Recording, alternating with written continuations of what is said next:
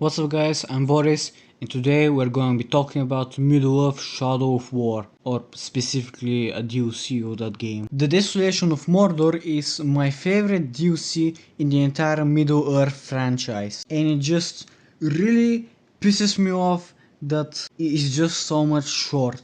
Now, don't get me wrong, I understand that this DLC was meant to be built like a roguelike game.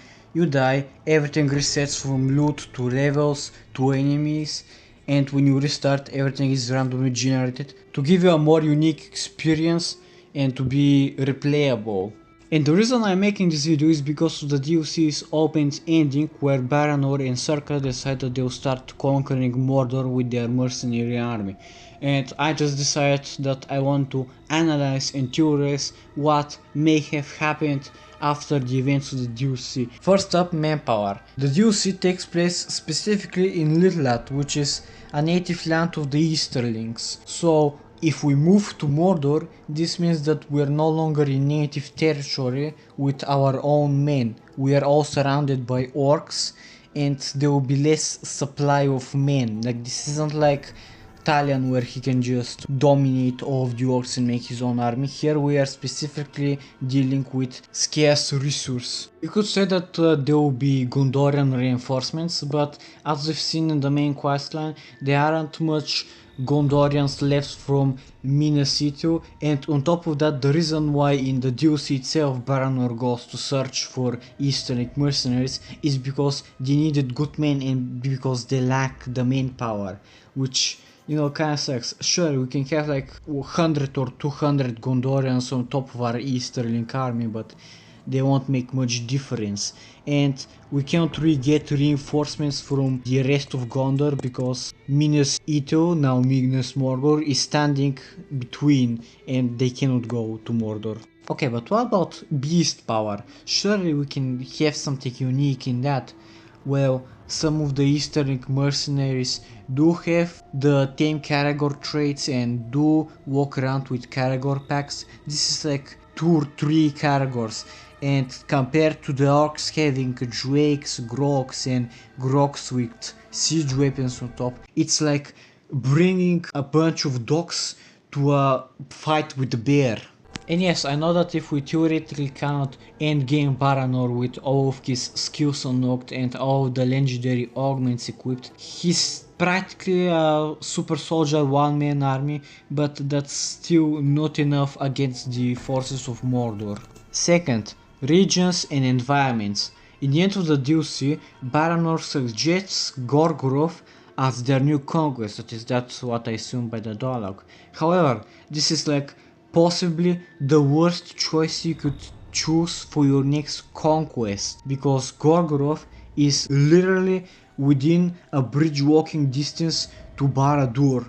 Now yes, there is technically Saragost, however we have a few problems there. One, there's no point of going there to take a fort because the fort no longer exists. If we remember from the Blade of the Gradual DLC, Eltario just blew it up and turned it into Chernobyl. And in the meantime, the place is really cold, it's very icy and snowy, which I highly doubt that people who grew in the desert have been accustomed to and adapted to. Also, an important thing to note, we are not leading the generic army of Gondorian chivalrous men, we are leading an army of self-interested mercenaries who only care about how to earn their coin and how to stay alive.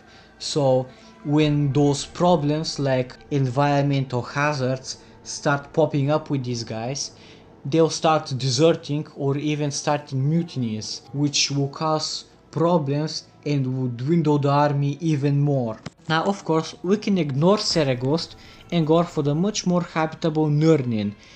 However, if we stay in Nurnen, like take it and then stay in it, we just shoot ourselves in the leg because this will be our only base of operations and we're gonna be surrounded from all sides by orc forces, because if we remember, we no longer have any base of operations in Litlat.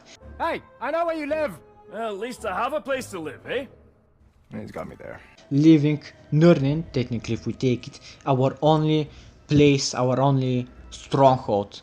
And if we take it, technically, this will force all of the other stalkers to reinforce themselves in a full sense of security and send their armies to destroy us simultaneously. My point is that no matter where we go, the camping is always going to eventually fail. If we go to Nurnin, we'll be surrounded. If we go to Sergost, it will be a harsh environment. If we pass through Sergost and go to Gorgorov, then it's twice the harsh environment, and on top of that, it's probably the strongest and most reinforced castle that could be in Mordor.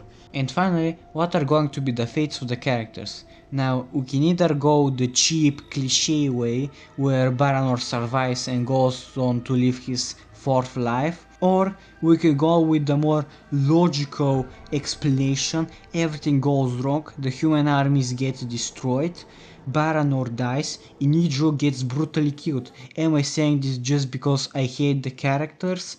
Yeah, kinda. Serka, on the other hand, will unfortunately pass away. Just kidding, he's Serka the Unkillable, Serka the Insufferable, Serka the Destroyer, Serka the Merciful, Serka the Liker and Subscriber. Anyways, that's it for the video. Sorry for the sudden jump scare, I just had no idea how to make an outro for this video. This is actually a smaller theory video that I wanted to try to make while working on other bigger theories. So yeah, that was it. I wish you a very good day.